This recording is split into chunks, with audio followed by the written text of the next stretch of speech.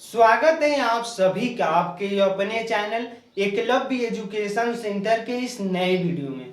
दोस्तों, आज के इस वीडियो में हम यह जानने का प्रयास करेंगे कि भिंडी के लगभग 4 से 5 हाइब्रिड के किस्में कौन कौन सी है जिसकी अगर खेती करते हैं तो हमें ज़्यादा से ज़्यादा लाभ प्राप्त हो सकते हैं।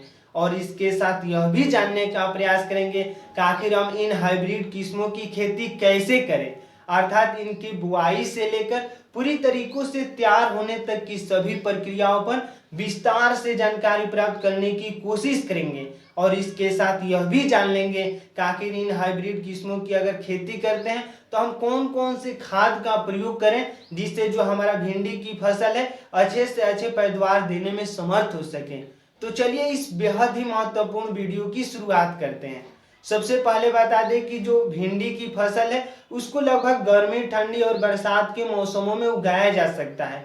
तो आइए समझते हैं कि आखिर 4 से 5 हाइब्रिड के किस्में कौन कौन सी है जिसकी अगर खेती करते हैं तो निश्चित तौर पर हमें ज़्यादा से ज़्यादा पैदावार देखने को मिल सकते हैं।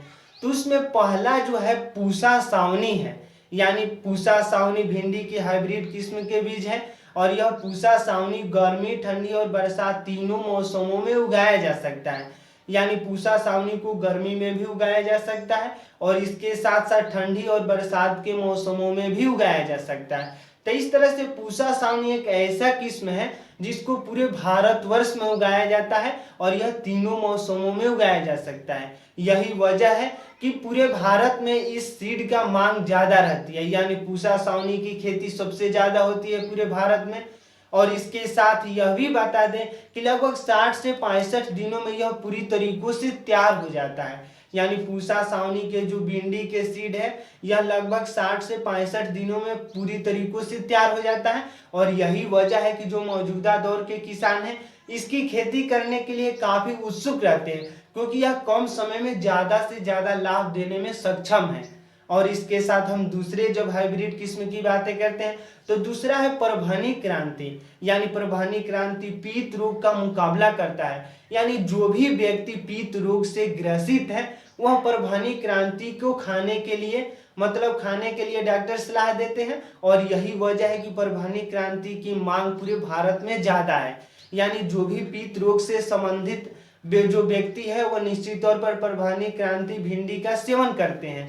और यह परभनी क्रांति जो है लगभग 50 दिन में पूरी तरीकों से तैयार हो जाता है। जब हम इसकी लंबाई की बातें करते हैं तो लगभग 15 से 18 सेंटीमीटर इसका पौधा लंबा होता है।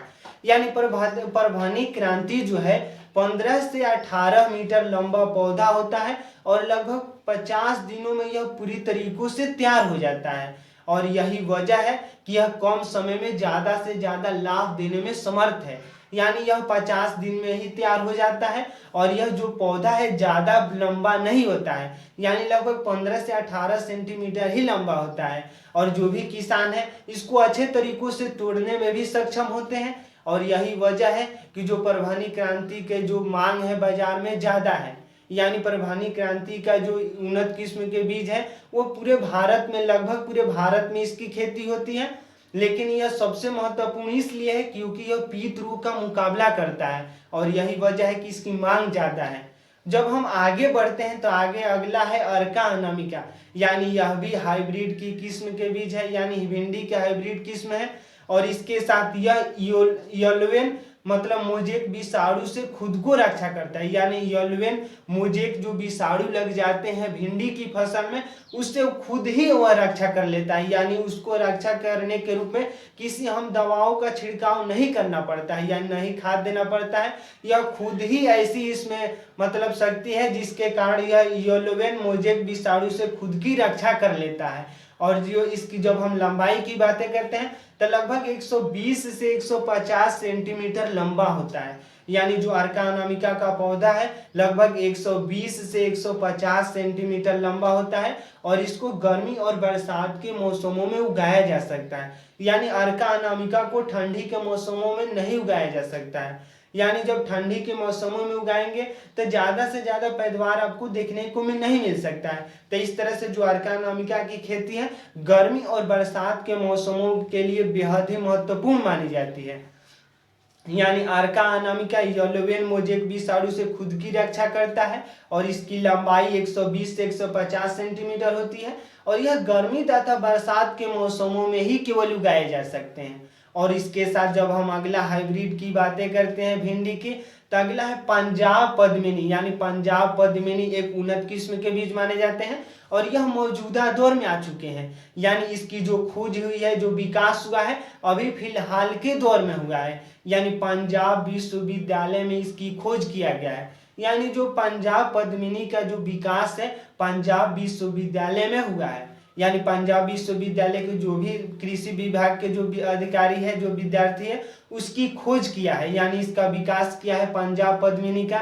पंजाब पद्मिनी का जो विकास है पंजाब विश्वविद्यालय में हुआ है और यह पंजाब पद्मिनी लगभग 60 से 65 दिनों में पूरी तरीकों से तैयार हो जाता है। यह नई किस्म के बीज है और यह इसकी ज्यादा खेती अभी पंजाब में ही किया जा रहा है। तो इस तरह से यह पंजाब के लिए बेहद ही महत्वपूर्ण फसल है।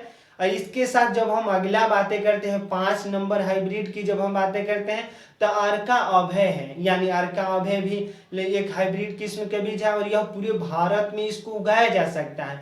यानी जब हम इसकी मतलब इसके कुछ गुण पर बातें करते हैं तो येलोवेन मोजेक विषाणु से यह खुद की रक्षा करता है। यानी अर्का अनामिका और अर्का अभय एक ऐसे भिंडी के उन्नत किस्म के बीज हैं जो येलोवेन मोजेक विषाणु से अपनी रक्षा खुद ही कर लेते हैं और इसके साथ साथ 120 से 150 सेंटीमीटर लंबा होते हैं। यानी अर्का अनामिका और अर्का अभय का जो गुण है लगभग सिमिलर है, यानी दोनों एक ही जैसे होते हैं। जब इनकी लंबाई की बातें करते हैं तो अर्का अनामिका भी 120 से 150 सेंटीमीटर लंबा होता है और अर्का अभय भी 120 से 150 सेंटीमीटर लंबा होता है। तो इस तरह से यह कुछ 5 हाइब्रिड के किस्म है भिंडी की।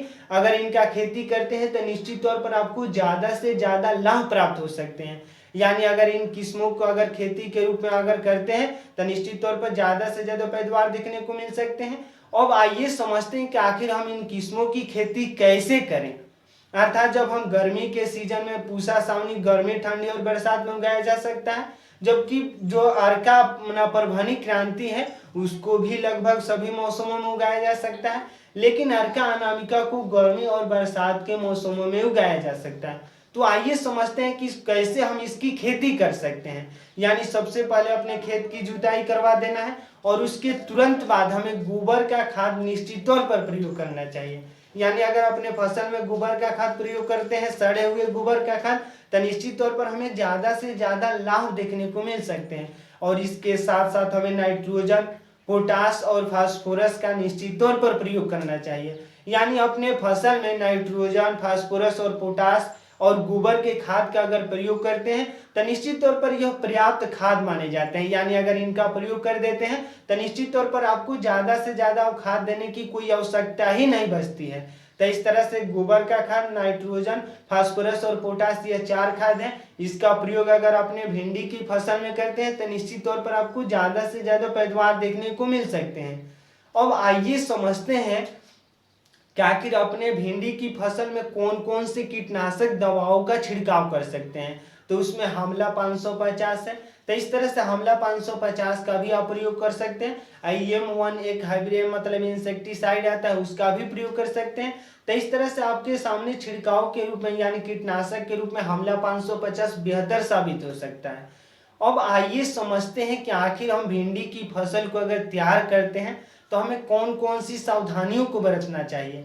यानी सबसे पहले भिंडी की जो फसल है उसमें हमें सिंचाई पर विशेष ध्यान देना चाहिए और इसके साथ साथ कीटनाशक दवाओं पर कीटनाशक दवाओं के छिड़काव पर। यानी अगर हमला 550 का छिड़काव करते हैं तो निश्चित तौर पर जो भी कीटाणु लगने की जो समस्या है उसको समाप्त कर सकते हैं और जो भी हमारे भिंडी की फसल पर फूल लगेंगे निश्चित तौर पर उसको हम फल में तब्दील कर सकते हैं। और जैसे ही उसको हम फल में तब्दील करेंगे तो निश्चित तौर पर हमें ज्यादा से ज्यादा लाभ प्राप्त हो सकते हैं।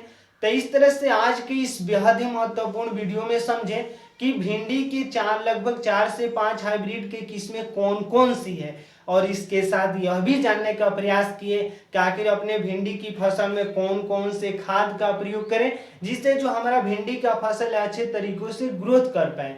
और इसके साथ हम यह भी जान चुके हैं कि अपने भिंडी की फसल में कीटनाशक दवाओं का कौन कौन से प्रयोग कर सकते हैं। हम आशा करते हैं कि यह वीडियो देखकर आपको अच्छा महसूस हो रहा है, यानी कुछ सीख पा रहे हैं इस वीडियो के माध्यम से।